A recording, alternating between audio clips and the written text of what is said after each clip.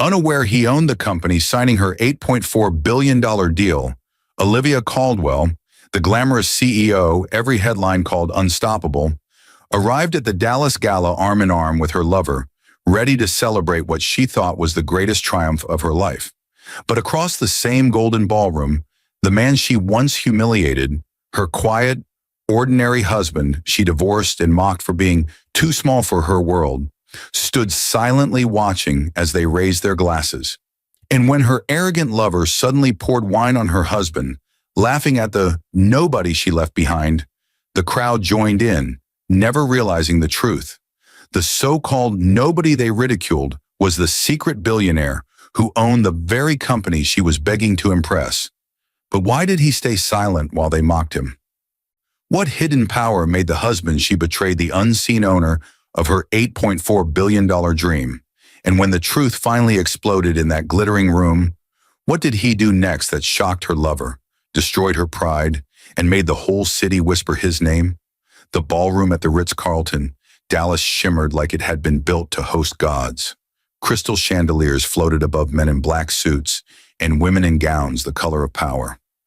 Journalists lined the velvet rope, flashes stroking the air as if light itself wanted to catch a piece of the moment. At the center of it all stood Olivia Caldwell, wrapped in a deep emerald dress that glittered under the chandelier's heat. Her laughter was deliberate, elegant, controlled, the sound of someone who had climbed too high to remember what humility felt like. Beside her, Adrian Beckett, her lover and business partner, raised a glass of champagne. The two of them were the face of Livia Corp, the company set to sign the $8.4 billion federal smart infrastructure contract, the deal that would supposedly immortalize them. Tonight, Adrian boasted to the crowd, Dallas sees what ambition looks like when you stop waiting for luck. Laughter and applause followed. Olivia leaned into him, smiling for the cameras. And what about love? She teased, voice dripping like honeyed arrogance. Love, Adrian chuckled. Love doesn't close billion-dollar deals. You do, sweetheart. Applause again. The orchestra struck up a waltz. A waiter passed by with a tray of wine, vintage, red as pride. Adrian took one, gestured too dramatically, and splashed it down Olivia's husband's suit, the man no one recognized as the supposed guest standing near the corner. The room gasped, then laughed as Adrian sneered, Guess even losers need a drink. Olivia didn't stop him. She laughed along, eyes darting toward her ex-husband but saying nothing. Up above, near the mezzanine, Ethan Caldwell stood motionless. The world believed him long gone, ruined by scandal and debt years ago. But the man watching now was different, polished, silent, sharper. His eyes followed Olivia and Adrian like a surgeon assessing a wound he already knew how to close. The omniscient truth floated above the music. The woman toasting to power once toasted to love. The man she betrayed once built the world beneath her feet. And tonight, the empire she bragged about was signing itself to him. As the music swelled, Olivia stepped to the microphone, the red stains spreading slowly over her emerald silk. To those who told me I couldn't, she said, her smile too bright, may they watch and learn that success comes to those who never look back. The audience erupted. Glasses clinked. Cameras flashed. And in the shadowed balcony, Ethan whispered almost to himself, calm, unhurried. You should have looked back, Olivia. I was right behind you. The applause covered his words, but destiny heard them. The night of celebration had begun. The night of correction had already started. The applause still echoed when Olivia lowered the microphone, flashing that rehearsed smile that had become her armor. The room saw success. Only Ethan saw the hollowness behind her eyes. From the balcony, he watched her cling to Adrian's arm. Laughing too loud, her confidence painted over fear she didn't even understand. It wasn't the fear of being caught, it was the fear of being ordinary again. Years ago, before the world called her a genius, she'd been Olivia Myers, a real estate intern with big dreams and a borrowed handbag. Ethan had met her at a Dallas startup conference when she spilled coffee on his shirt and apologized like her life depended on it. Back then, she loved his simplicity, his soft laughter, the way he believed success was built on people, not power. He'd built Caldwell Tech from a garage, and she'd been his anchor, his inspiration for every late night and every dream. But somewhere between their first million and the first gala, she started calling his humility weakness.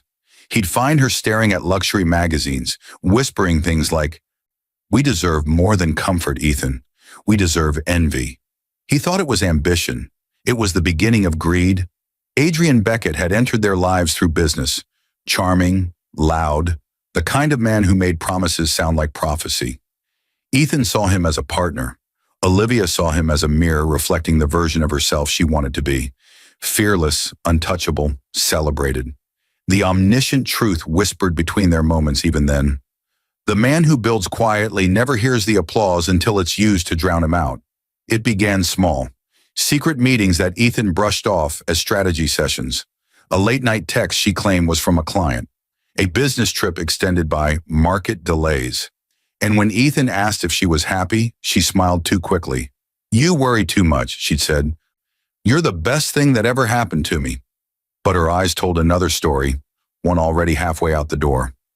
On a rainy night 2 years later, Ethan came home early from a deal in Austin and found Adrian's car in their driveway. Through the window, he saw the silhouette of his wife adjusting her dress, her laughter floating like a stranger's. He didn't confront her then. He simply walked away, rain soaking through his shirt, realizing that love could die so quietly it didn't even make a sound. Now, years later, in the same city where they once built their future, she stood beside the man who had helped her destroy it, signing a contract owned by the ghost she buried. Ethan's expression never changed. To the crowd, he was just another investor.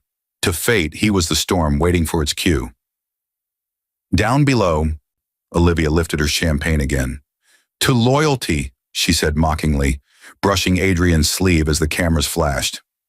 Ethan turned to leave the balcony, the faintest smile touching his lips. "Loyalty," he murmured, "looks different from the grave." He disappeared into the corridor, unseen, unheard, while the crowd below kept cheering the woman who'd already signed her downfall. Rain had a way of making Dallas look honest. The night Ethan Caldwell lost everything, it fell in sheets, washing over glass towers that once bore his name. Inside the boardroom of Caldwell Tech Industries, the empire he had built from sweat and sleepless nights was being sold off by signatures that weren't his.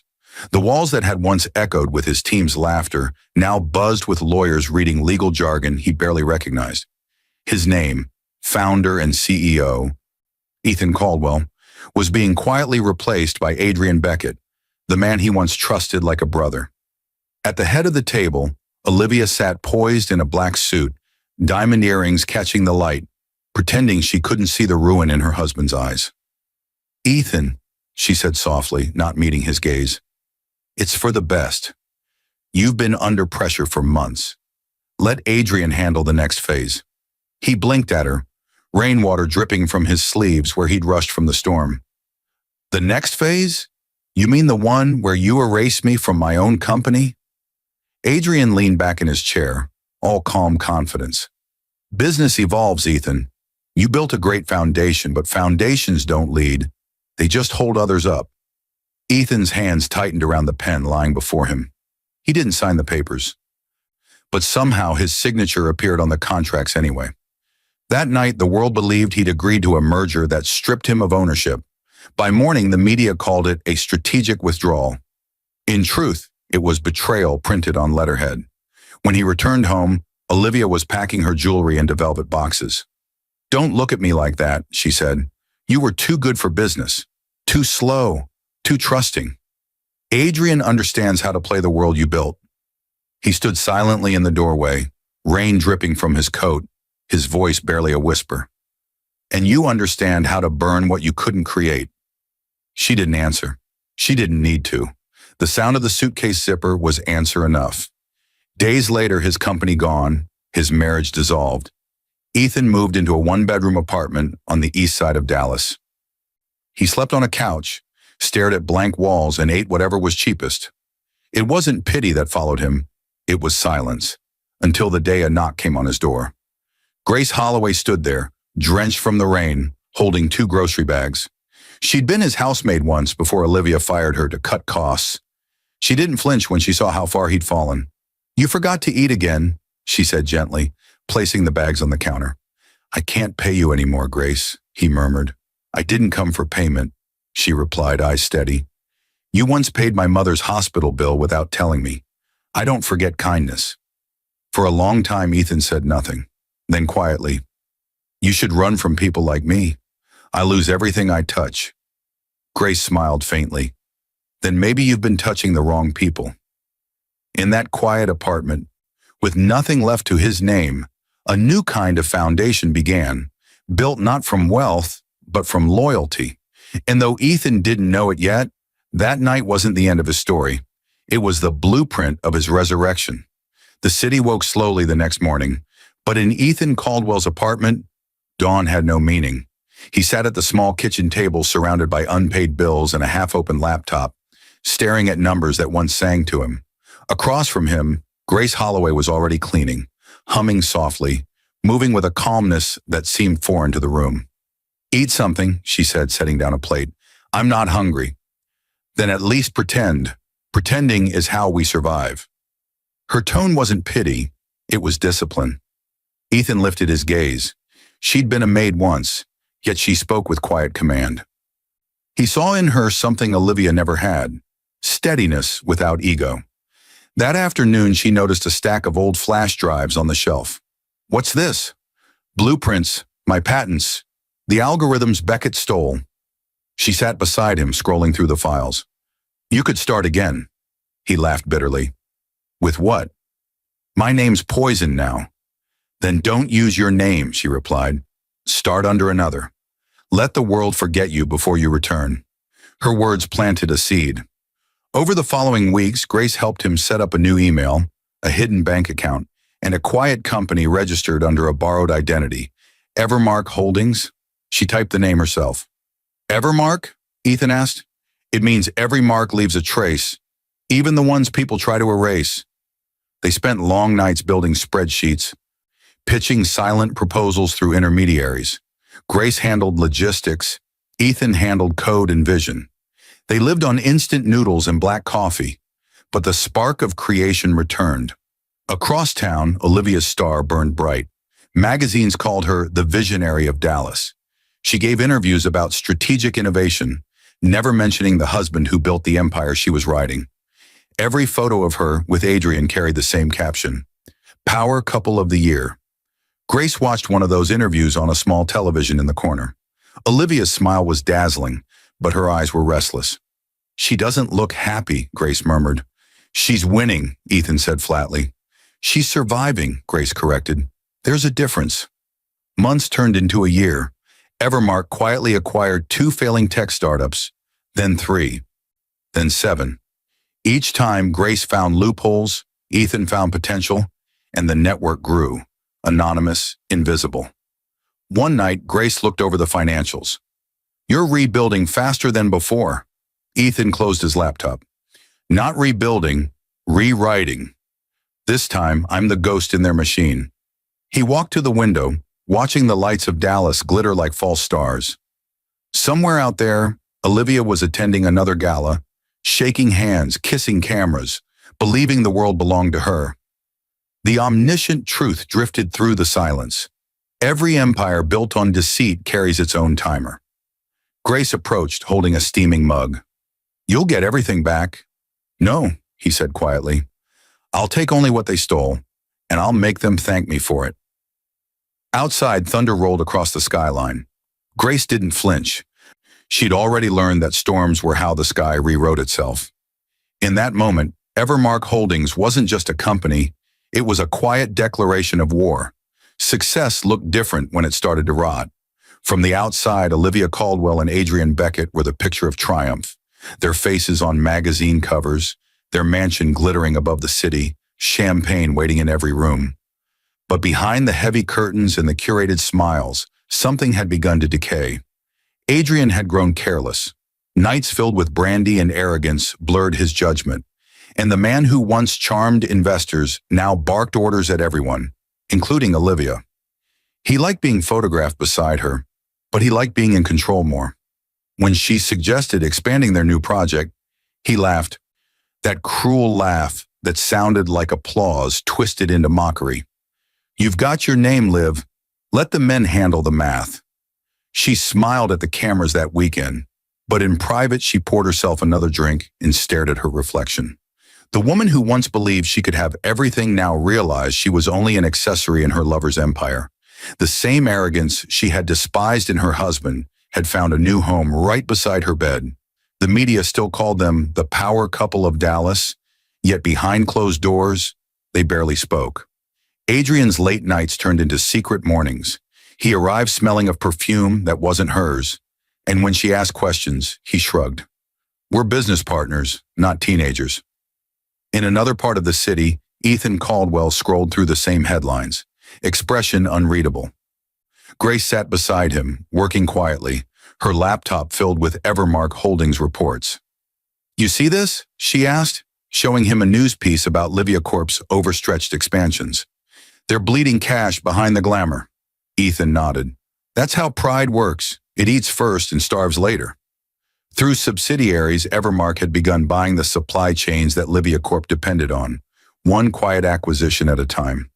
Every contract Olivia signed now had Ethan's fingerprints somewhere in the fine print. She never noticed. She was too busy proving to the world that she hadn't just married wealth. She could build it herself.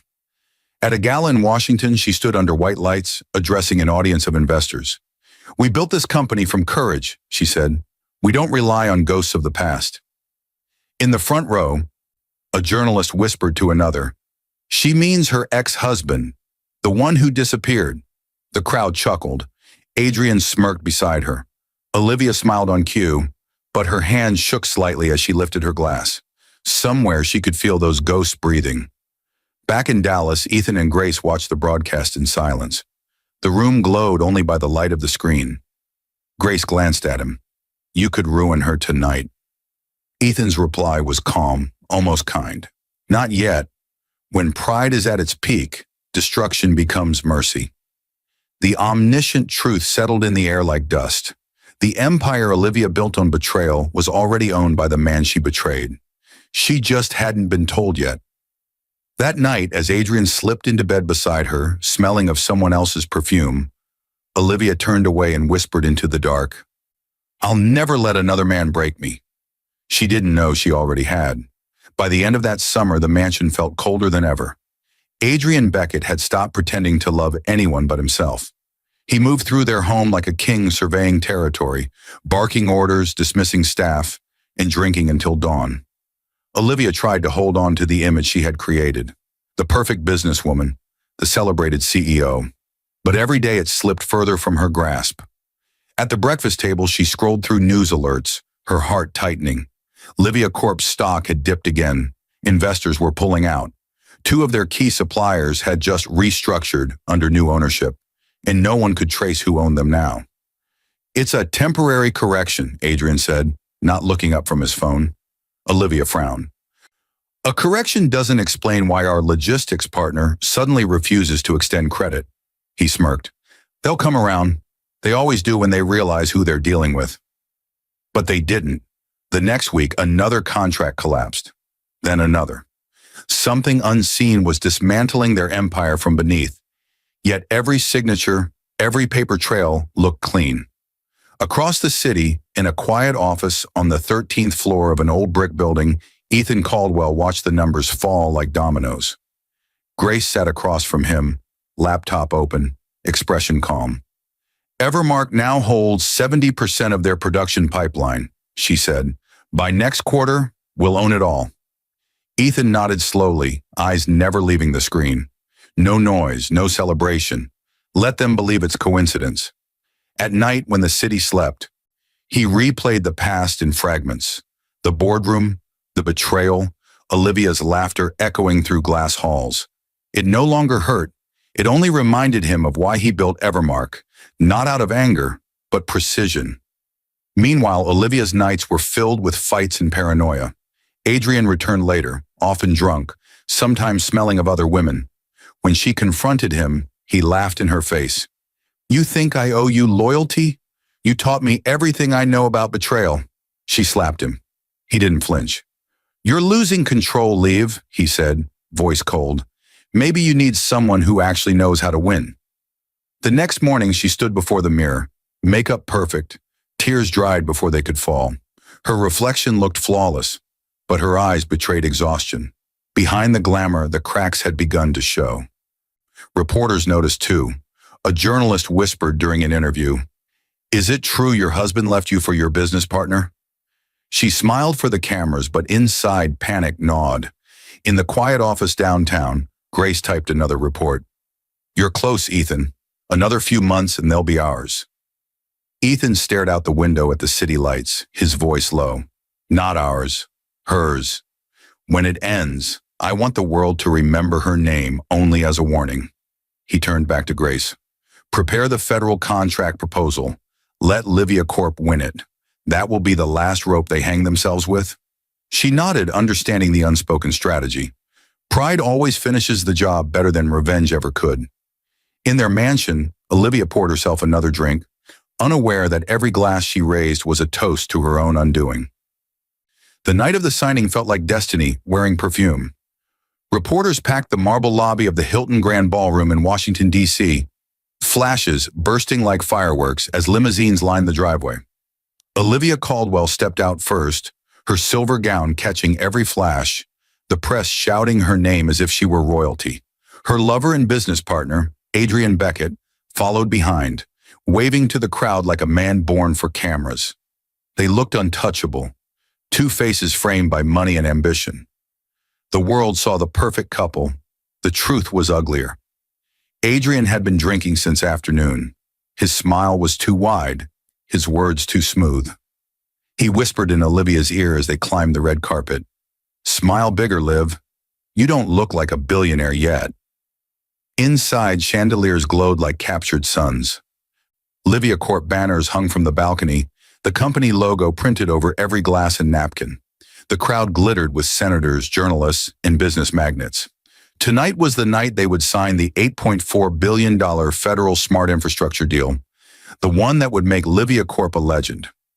As she greeted investors, Olivia didn't notice the quiet man in the tailored black tuxedo watching from the edge of the crowd.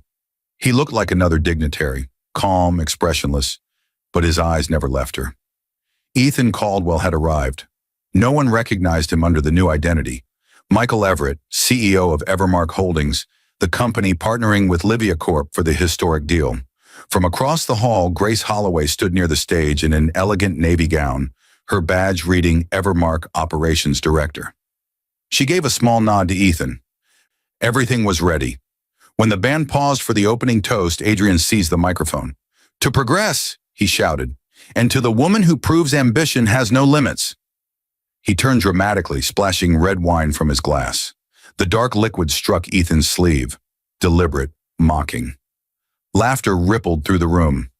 "Sorry, didn't see you there," Adrian smirked. "Enjoy the show, friend." The crowd laughed with him.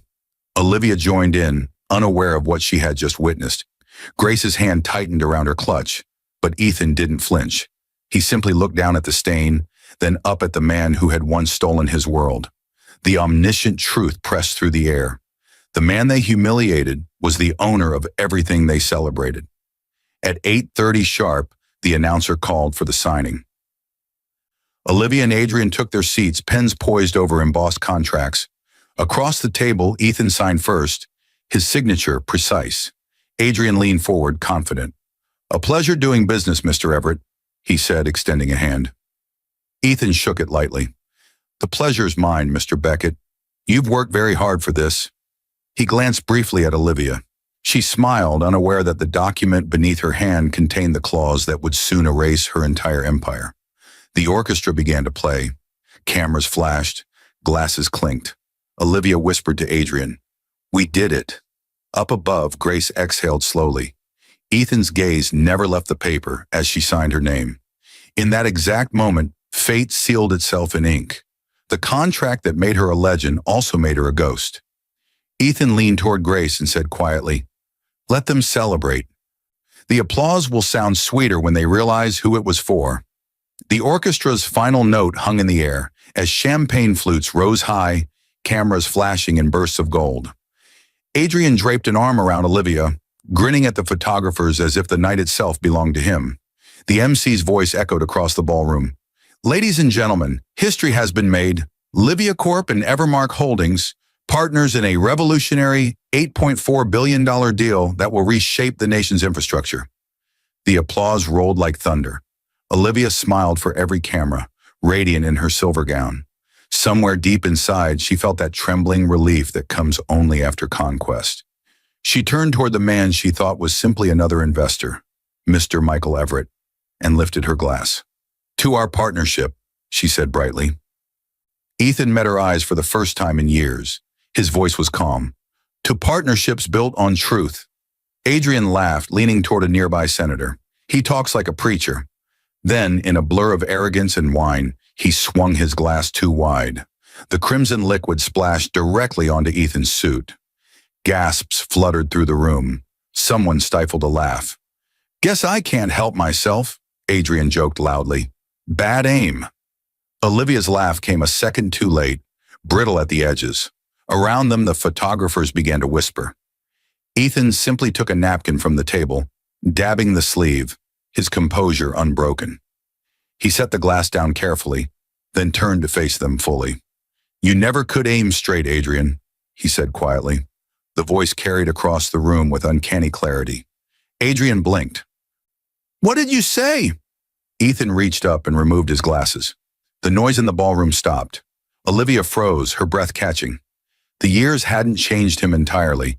The same calm eyes, the same quiet gravity. But now there was something else behind them.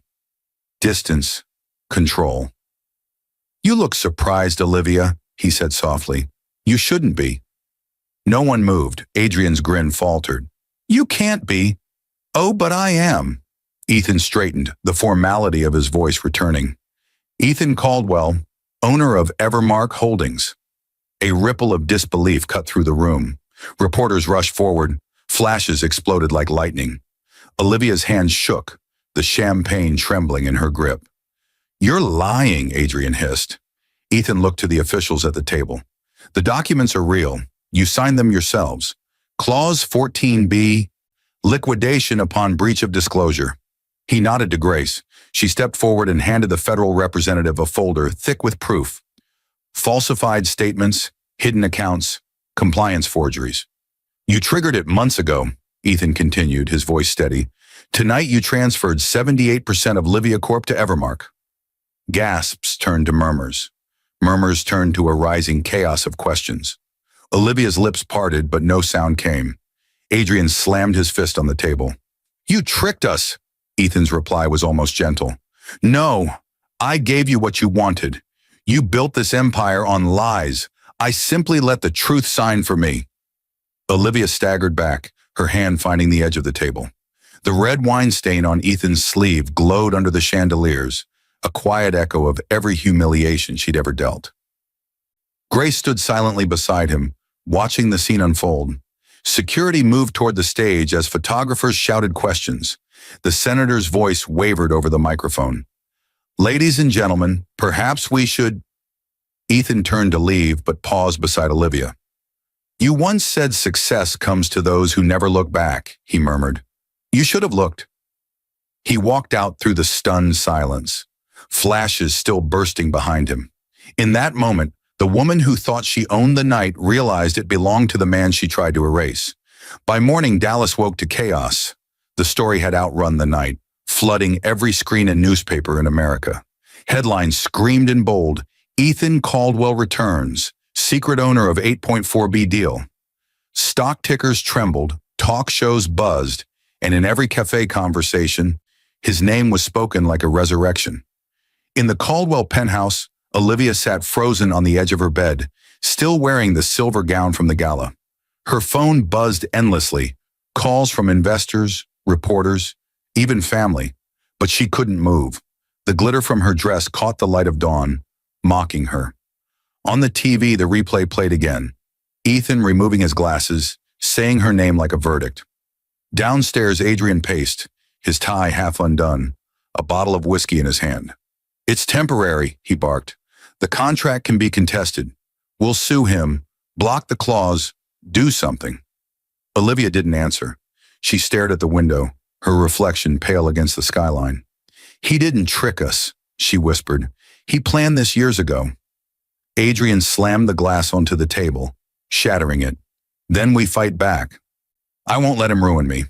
But Ethan didn't need to ruin them. He simply pulled the strings already tied. By noon, every Livia Corp account was under federal audit. Transactions froze. Their personal cards stopped working. Suppliers canceled contracts overnight. Employees resigned en masse. Their inboxes flooded with offers from Evermark Holdings. The humiliation wasn't private, it was televised. Talk shows analyzed every detail. Corporate blogs dissected every betrayal. The world that once admired Olivia now called her careless, ambitious, foolish. A journalist on CNBC said, "It's poetic, isn't it? She built her empire on her husband's grave, only to find he owned the land beneath it." By evening, Adrian's phone stopped ringing. His lawyer had withdrawn. Olivia's PR manager sent one last message before resigning. "The public wants blood. I can't help you anymore." Across the city in a quiet Evermark office, Ethan watched the coverage with no smile, no satisfaction, just quiet completion. Grace sat beside him, reviewing the latest financials. "They're collapsing faster than expected," she said. "Adrian tried to move funds offshore. We intercepted everything." Ethan closed the file. "Freeze it all. I want them to feel the weight of what they built." Grace hesitated. "It's already enough, Ethan." He looked out the window, eyes hard. "Enough is mercy. They never showed me mercy."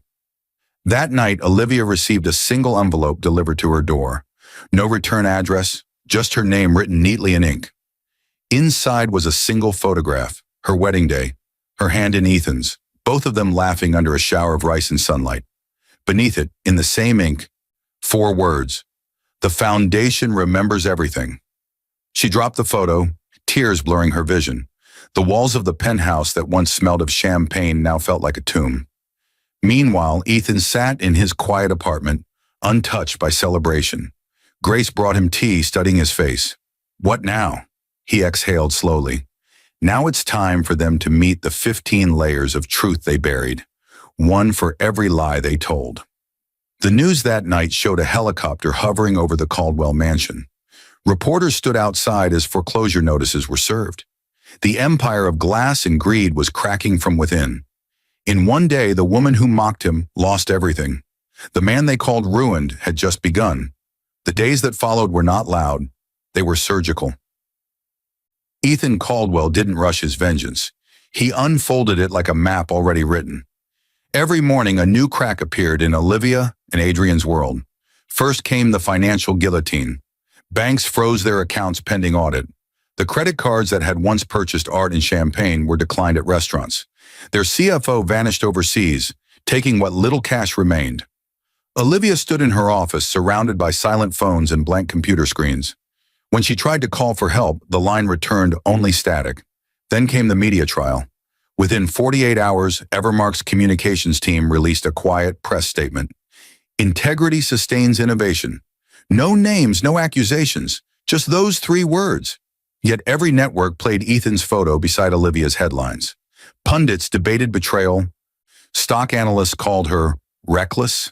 Her inbox filled with journalists asking if she'd really forged her husband's signature years ago. At home, Adrian screamed at televisions. "He's turning the world against us," Olivia whispered. "No, he's letting the truth speak." Ethan's lawyers filed lawsuits with machine precision, forged documents, fraudulent transfers, defamation. Marcus Levin, the same attorney who once admired Adrian, now represented Ethan. He told reporters calmly, "Justice is simply arithmetic. Everything must balance." Next came the family ruin. DNA results leaked online. None of Olivia's children were Ethan's. The tabloids exploded. The oldest boy, Caleb, confronted her on live television. "You lied about everything." The segment went viral before dawn. Sponsors pulled out of Livia Corp's remaining projects. Investors fled. Ethan watched the broadcast from his office, expression unreadable. Grace said quietly, "You've done enough." He shook his head. The truth hasn't finished its work. He moved to the social exile phase. Olivia's name disappeared from charity boards. Her invitations evaporated. The women who once toasted her success whispered behind her back. Adrian's old investors sued him for losses, his mansion mortgaged beyond recovery. In the corporate coup, Evermark called a shareholder meeting and dissolved Livia Corp's board. The press filmed Olivia being escorted out by security. Grace stood beside Ethan as he announced, "Effective immediately, Livia Corp becomes a subsidiary of Holloway Dynamics." Cameras flashed. The maid who once dusted Olivia's halls now stood at the helm of her empire. Each level of revenge unfolded with silent precision. Olivia's mother, Claudia, tried to intervene, calling lawyers, appealing to old friends, but every door she knocked on was already owned by Evermark. "He's everywhere," she cried. "He planned this years ago." When Adrian attempted to flee the country, federal agents met him at the airport with handcuffs. His mistress, Celeste Lang, planted by Grace months before, handed investigators the encrypted files that proved his crimes. The courtroom filled with cameras during the final hearing. Olivia arrived in a black suit 2 sizes too big, face pale under the fluorescent lights. Adrian sat beside her, refusing to look her way. Ethan entered quietly and took a seat in the back, unseen by most. The judge read the verdict: guilty of corporate fraud, document forgery, and conspiracy to defraud federal contracts. The flash of cameras blinded her as reporters shouted questions. She turned toward the benches, searching the crowd until her eyes found Ethan. For a heartbeat, time stopped. He didn't speak, didn't move. His gaze was neither cruel nor kind. It was final. When court adjourned, Olivia tried to reach him. Security blocked her path. She called his name once, voice cracking. He paused at the door, said only, "Mercy is earned, not inherited," and walked away. That night, Adrian attempted suicide in his cell. He lived, half paralyzed. Olivia watched the news from her mother's decaying house, tears streaking through her makeup. Across town, Ethan signed the final document, transferring Livia Corp's remaining assets to Holloway Dynamics. He placed his pen down and whispered, "We're finished." Grace looked at him, eyes soft. "No, Ethan. You're finally free." Outside, rain began to fall again, just as it had the night he lost everything. This time it didn't feel like an ending. It felt like cleansing. The storm passed through Dallas that night, washing the city clean. Rain streaked against Ethan Caldwell's office windows, blurring the skyline that once symbolized everything he had lost. For the first time in years, he sat still. No spreadsheets, no calls, no strategy, just silence, the kind of silence that follows victory. Grace entered quietly, a folder in her hands. "It's done," she said softly. "Every asset transferred, every case closed. You own everything they built on your grave." Ethan leaned back, eyes on the window. "And yet it feels like nothing." She hesitated. "Because revenge doesn't fill the space where love used to live." He turned toward her. The office lights caught the faint tiredness in his face, the exhaustion of a man who had climbed out of hell and found the world waiting at his feet, asking him if it was worth it. "Do you regret it?" she asked. "No," he said after a long pause. "I regret trusting the wrong people. The revenge, that was just accounting." Across town, Olivia sat alone in her mother's old dining room. The chandelier flickered above her. The house smelled of dust and regret. Claudia hovered in the doorway, her voice brittle. "He could have destroyed you worse. You should be thankful he let you live." Olivia laughed bitterly. "Live? You call this living?"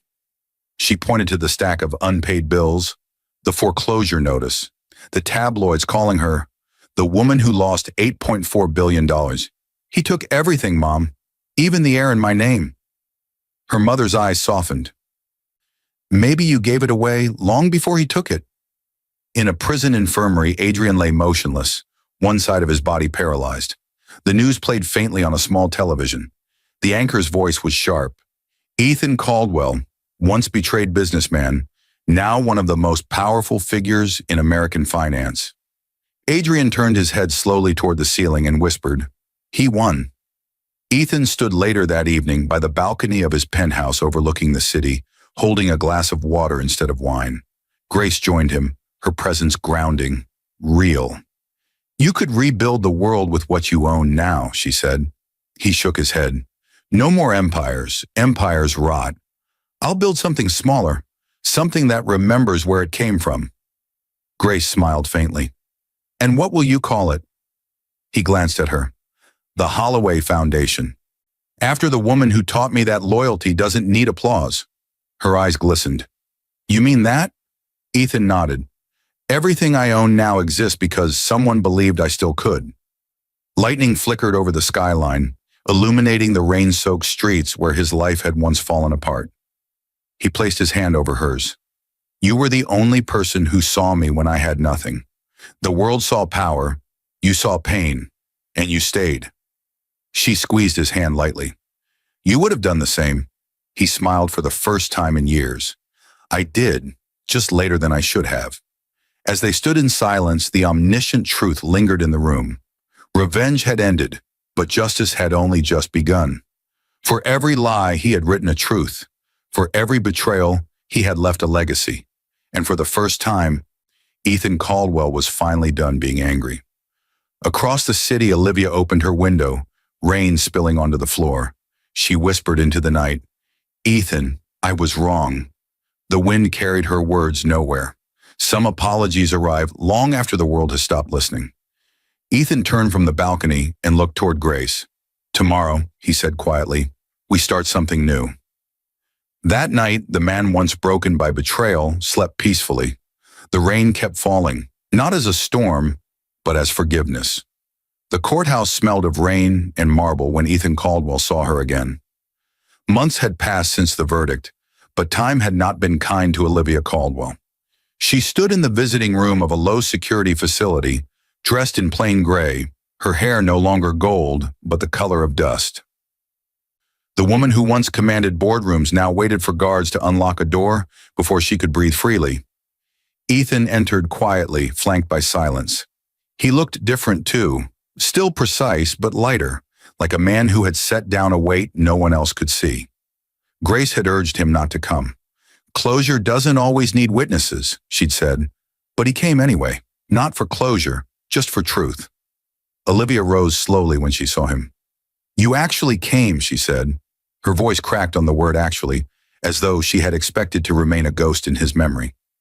I read your letter, he replied. I didn't think you would. He didn't sit. You wanted to understand how I did it, how I forgave enough to let you destroy yourself. She stared at the floor. Forgave? Her laugh was dry. You didn't forgive. You buried me alive.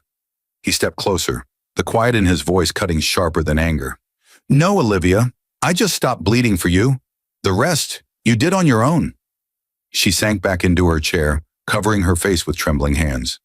I thought if I had power, if I became everything people said I couldn't, I'd finally matter. You did matter, he said softly, but you traded it for applause. You built your worth on mirrors, and mirrors only reflect what's already broken. For a long time there was nothing but the ticking of the clock and the rain whispering against the windows. Then she lifted her head. Do you ever miss me, Ethan? He didn't hesitate. No, I miss the woman I thought you were. The guard knocked lightly on the door. 5 minutes left. Olivia swallowed hard. What happens now? You serve your sentence, he said. Then you rebuild something honest. Her eyes filled. You think I can? I think anyone can, he replied, turning toward the door, but not everyone will. Outside, the rain had eased into a drizzle. Grace waited by the car, her umbrella steady in the wind. You went, she said quietly as he approached. She needed to see that forgiveness doesn't mean return, Ethan answered. They walked together through the courthouse steps, their footsteps echoing off stone. Reporters waited across the street but didn't call out. The story was old news now. The world had already moved on. Back at the office, Grace handed him a folder. The Holloway Foundation is ready. First grants go out next month. Ethan opened it and smiled faintly at the mission statement she had written. Rebuilding lives, not empires. Perfect, he said. That evening, they stood on the balcony of the vineyard estate they now called home. The horizon washed in orange light. Grace leaned against him, her voice barely a whisper. Do you ever think about what it cost to get here? All the time, he said, but for the first time, I don't regret the price. The omniscient truth drifted in like twilight. Vengeance had given him justice. Grace had given him peace. Between them, he found redemption, not in destroying the past, but in learning how to live after it. Down in her cell, Olivia stared at the small barred window. Somewhere beyond it, she imagined the vineyard, the man she once called weak, the life she could have had. For the first time, she whispered a prayer, not for freedom, but for forgiveness. Ethan watched the last rays of sun fade over the valley and said quietly, "It's over." And this time, it was. 10 years later, the Dallas skyline looked smaller from the jet window as Grace Holloway Caldwell watched the clouds break. The world had changed. She had changed it. Below, highways Ethan once dreamed of rebuilding now carried his designs, each bridge stamped quietly with the words, Caldwell Holloway Initiative. The world hadn't forgotten him, not really, but it had stopped talking about betrayal and started talking about impact. That was the difference between noise and legacy. When the plane landed in Washington, cameras flashed, but Grace didn't slow down. She wasn't here for applause. She was here to open the first Institute for Ethical Enterprise, a global center for entrepreneurs who'd lost everything and wanted to build again without corruption. Ethan's portrait hung in the main lobby, simple suit, quiet smile. Below it, a plaque read, "Integrity isn't born from success. It's born from survival." At the press conference, she spoke plainly, her tone calm but steady. This foundation began in pain, but it thrives on purpose. My husband believed that power should protect, not consume. Today, that belief builds futures for those the world tried to erase. Reporters scribbled furiously, some visibly moved. A young entrepreneur in the crowd, Caleb Myers, listened silently. He was tall, composed, his mother's eyes, but none of her pride. He carried a folder with Ethan's name on it, a letter he had waited a decade to deliver. After the event, he approached her. "Mrs. Caldwell," Grace smiled gently. "Just Grace, please." He extended the folder. "My mother wanted him to have this. She wrote it before she died." Grace's expression softened. "I know who you are." "I'm not proud of what she did," Caleb said quietly, "but she told me once that when she looked at him, she saw the only good thing she ever destroyed. I wanted you to know she remembered." Grace took the letter, her hands steady. "He forgave her long ago, Caleb. He just didn't tell the world." He nodded, eyes bright. "Then I hope you'll forgive me too, for carrying her name." She smiled faintly. "Names don't define you, Caleb. Choices do." That evening, Grace returned to the vineyard in Napa. The home she and Ethan had built far from noise. The vines stretched for miles, golden in the dusk. Inside the study, she sat at Ethan's old desk, opened the letter, and read it slowly. "Ethan, I never learned how to love without taking. I never learned that peace can be louder than power. If forgiveness has a place in your heaven, I hope I find it there someday." Grace folded the letter and placed it beside his journal. "She finally said it," she whispered. Outside, the staff prepared for the annual gala of the Caldwell Holloway Trust, now operating in 20 countries. Scholarships, shelters, and startups bore their names, not as monuments, but as bridges for others to cross. As the night deepened, Grace stepped onto the balcony. The air smelled of grapes and rain. She imagined Ethan beside her, the way he used to stand, hands folded, quiet, always watching the horizon. She whispered to the wind, "We did it, Ethan. You didn't just change the world. You healed it." In Dallas, Caleb visited a small gravestone beneath an oak tree. Ethan Caldwell. He built peace from ruin. He knelt and said softly, "You were right, sir. The world listens longer to good men than loud ones." The omniscient truth floated through the night like the hum of the vineyard's wind. Betrayal may build stories, but kindness builds legacies. Under the stars, Grace lifted her glass of wine, the same shade of red once spilled in humiliation, and said to the sky, "To the man who turned pain into purpose." The Institute's marble atrium gleamed under the morning light as Grace Holloway Caldwell walked through its halls. The sound of footsteps echoed softly. Students and entrepreneurs from every corner of the world lined the glass walls, their faces reflecting both awe and purpose. What began as one man's silent vengeance had grown into a global movement for integrity. On the wall beside the elevator hung Ethan's final words carved in bronze. Never mistake silence for surrender. Grace paused before the inscription. Even after all these years, the words still stirred her. Around her, journalists trailed quietly, recording every detail of the 10-year anniversary of the Caldwell Holloway Foundation. We've now funded projects in 50 countries, one reporter said.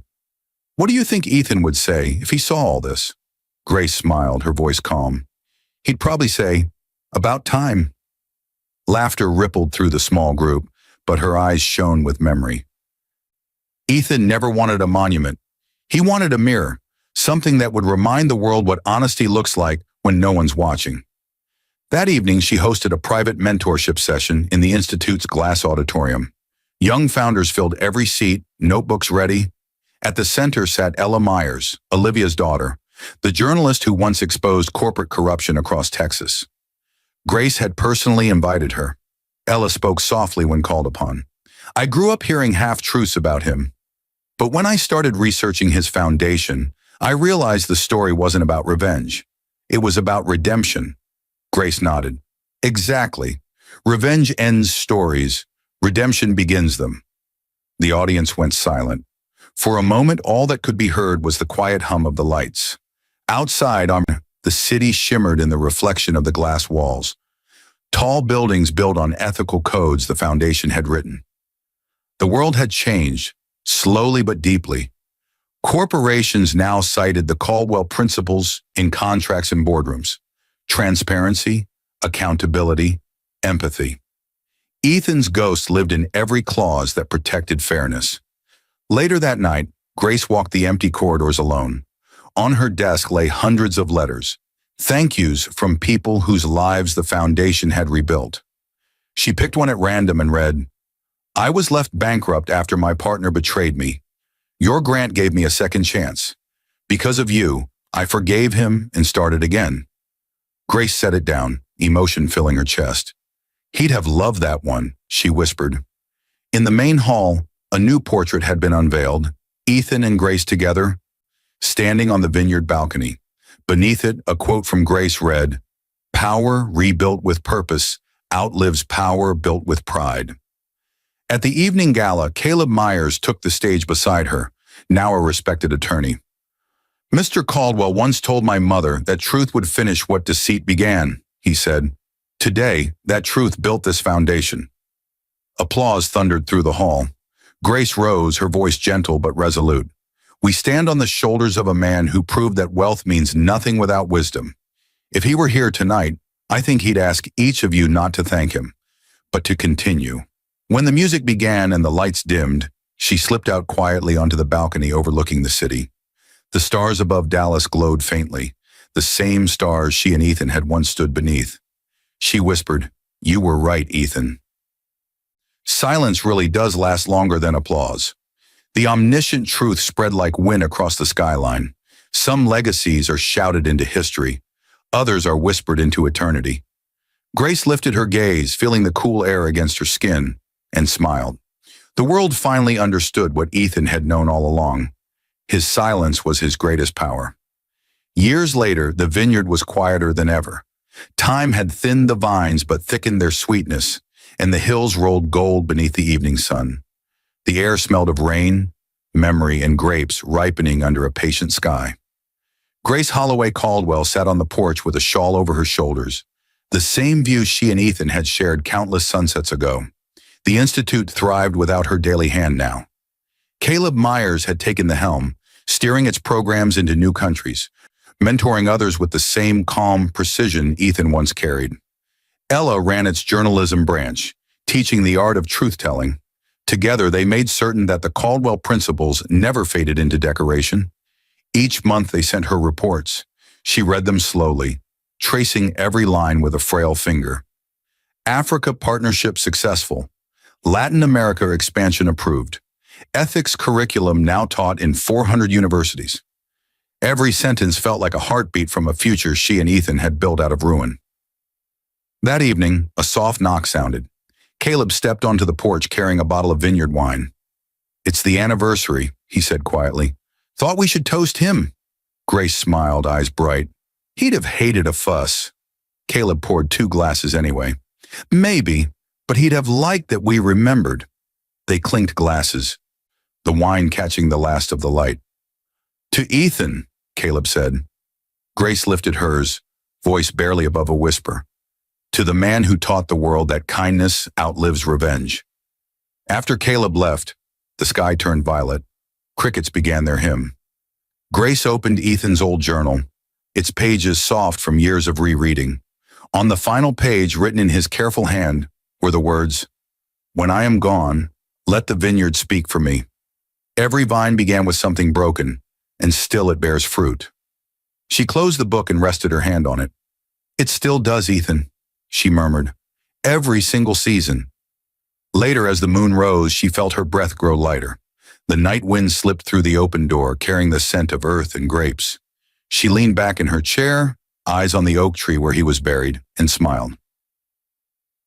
In the morning, workers found her there, peaceful, the journal resting on her lap. The chair faced east toward the sunrise. Weeks later, the foundation held a quiet memorial under that same oak tree. No speeches, no headlines, just vines rustling, and a few words carved into new stone beside Ethan's. Grace Holloway Caldwell, 1980-2052. She turned vengeance into virtue and love into legacy. Visitors still come sometimes.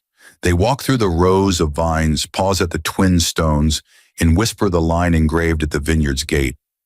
Even a quiet heart can move mountains when betrayed.